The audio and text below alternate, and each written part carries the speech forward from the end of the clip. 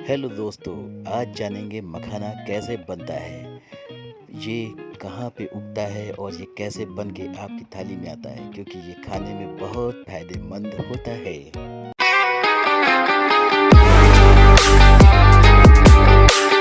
नमस्कार, मैं हूं आपके साथ अनुष्का और आप देख रहे हैं दैनिक क्राइम भारत न्यूज। मखाने की खेती किसी खेत या जमीन पर नहीं की जाती, बल्कि मखाने की खेती तालाब में की जाती है। मखाने की बुआई से पहले अक्टूबर नवंबर के महीने में तालाब से जलकुंभी और अन्य खरपतवार को निकाला जाता है और फिर दिसंबर से जनवरी महीने तक कुछ इस तरह तालाब में मखाने के बीज की बुआई की जाती है। ये बीज कुछ इस प्रकार का दिखता है, काला और भूरे रंग का। मखाने की बुआई के कुछ दिन बीत जाने के बाद जनवरी से फरवरी माह के बीच इसके छोटे छोटे पत्ते निकलने लगते हैं और अप्रैल से मई महीने तक पूरा तालाब इन गोलाकार और कांटेदार पत्तों से भर जाता है और इसके जड़ भी काफी लंबे और रेशेदार हो जाते हैं, जो तालाब में नीचे तलहटी पर चले जाते हैं। उसके बाद अप्रैल महीने के अंत में इसके छोटे छोटे फूल भी आना शुरू हो जाते हैं और मई महीने के पहले सप्ताह में ये फूल काफी संख्या में आने लगते हैं। ये फूल बैंगनी रंग का होता है, जो कि काफी खूबसूरत दिखता है। अब मई महीने के अंत से फल भी आना शुरू हो जाते हैं। मखाना का फल स्पंजी और कंटीला होता है और इसमें बीज की बात करें तो औसतन एक फल में 70 से 110 बीज होते हैं और यही बीज आगे चलकर मखाना बनने वाला है।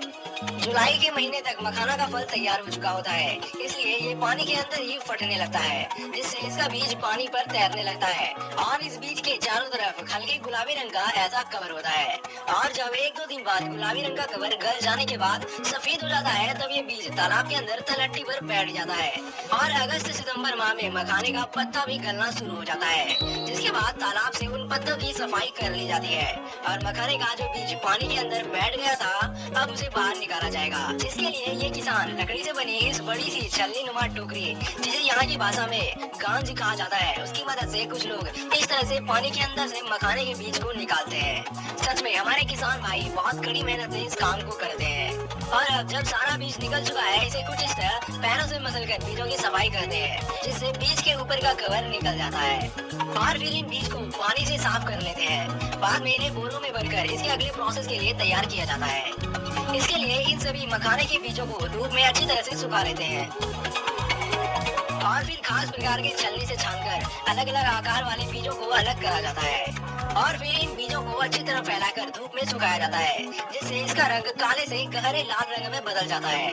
उसके बाद इन बीजों को उसी दिन बिना बालू के मिट्टी के कढ़ाई में भुना जाता है और भुनाई के बाद इन बीजों को टोकरियों में ठंडे छायादार जमीन पर कुछ दिनों तक रखा जाता है, जिससे बीज के कड़े छिलके और अंदर का मुलायम लावा ढीला पड़ जाता है। अब थोड़ा थोड़ा करके इन बीजों को कढ़ाई में भुना जाता है। आपको बता दें कि बीज को भुनने के लिए 4 मिट्टी के और 1 लोहे की कढ़ाई की जरूरत पड़ती है।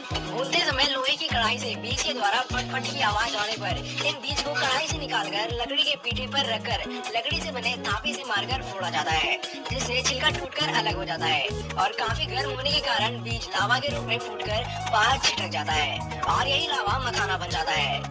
अब मखाने की पॉलिशिंग और इसे अच्छी तरीके से छिलका अलग करने के लिए इस मखाने के लावों को इस मशीन में डाला जाता है, जिससे निकलने के बाद एकदम दूधिया सफेद मखाना तैयार हो जाता है और फिर इन सभी को पैकेट में भरकर पैक कर देते हैं, तो ऐसे मखाना तैयार हो जाता है। दोस्तों, हमें इतनी जानकारी इकट्ठा करने में काफी मेहनत लगी है। आशा करता हूँ आप वीडियो को लाइक जरूर करेंगे। तमाम महत्वपूर्ण खबरों के लिए देखते रहिए दैनिक क्राइम भारत।